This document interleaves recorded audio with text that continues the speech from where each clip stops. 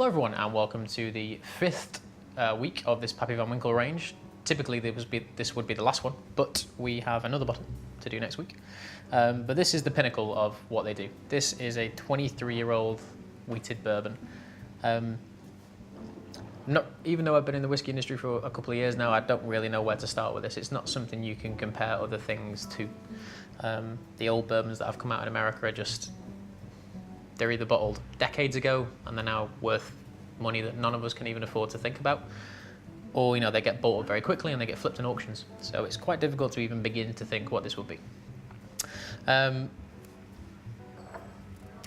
you can think of any of the people that bottle whiskey this old, well, American whiskey this old, please do leave a comment, because the only thing I can think of is Ezra Williams with their 32-year-old and their 23-year-old as well. But we're going to duck in. We're going to go straight into the nose, and we're going to see what's going on with this 23-year-old.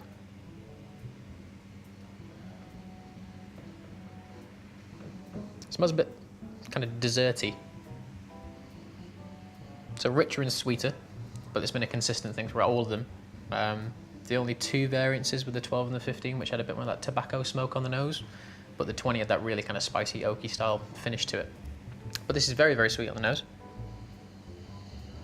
This is more milk chocolate, kind of chantilly cream, like wafer biscuits. Still some present power going on there. This one is 95.6 proof or 47.8% ABV.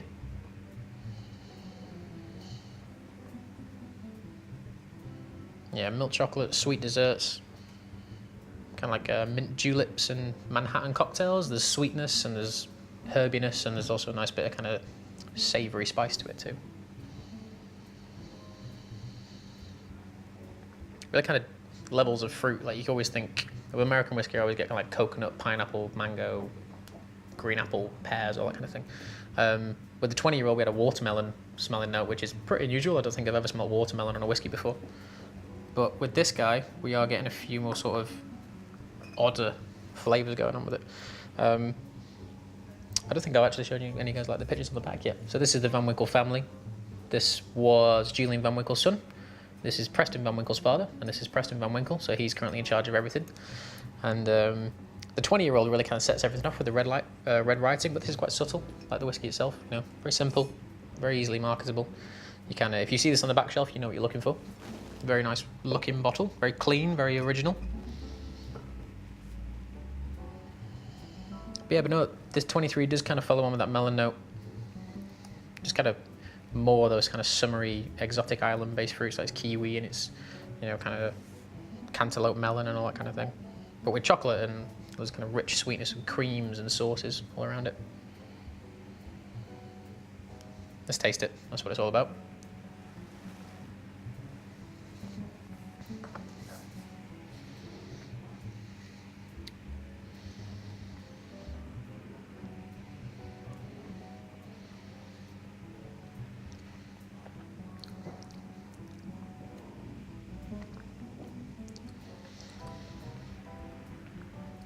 It's like nothing I've ever tried.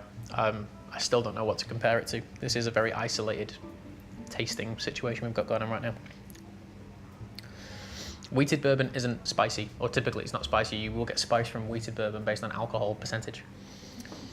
This coats every single layer of your mouth.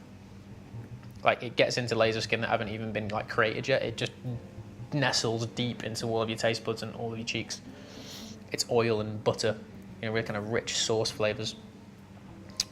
Then you get the development of the spice, and it starts off sweet, coconut, white chocolate, kind of like macadamia nuts, hazelnuts, really dessert-orientated flavors.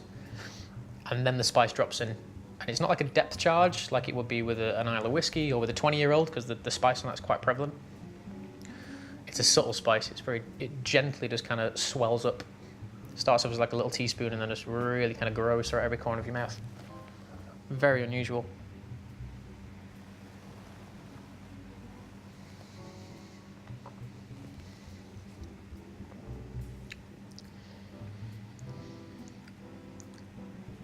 Slightly bitter elements, but we should expect that with something that is 23 years old in virgin oak. While my kind of palate processes what's going on, we've covered briefly like costs of bottles, and I have talked about how Buffalo Trace and the Van Winkle family in High Spirits, who distribute these products in the UK, how they are beginning to change people's perception of these whiskies.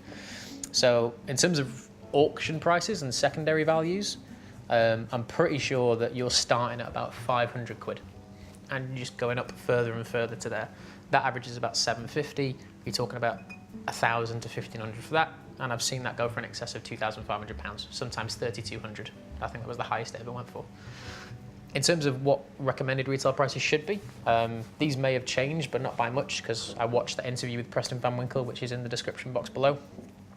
And his recommended retail pricing, or what they should be, in pounds and the equivalent dollars and vice versa, 60, 80, 100, 170, 270. Which is quite reasonable in the grand scheme of things for what they are. They're not as rare as they used to be. They're quite widely available. Currently there's more 10 and 12-year-old than has ever been made before. And I think they've got the same with a 15-year-old too. Obviously the evaporation rate on these two is particularly high, so it's not easy to get hold of them.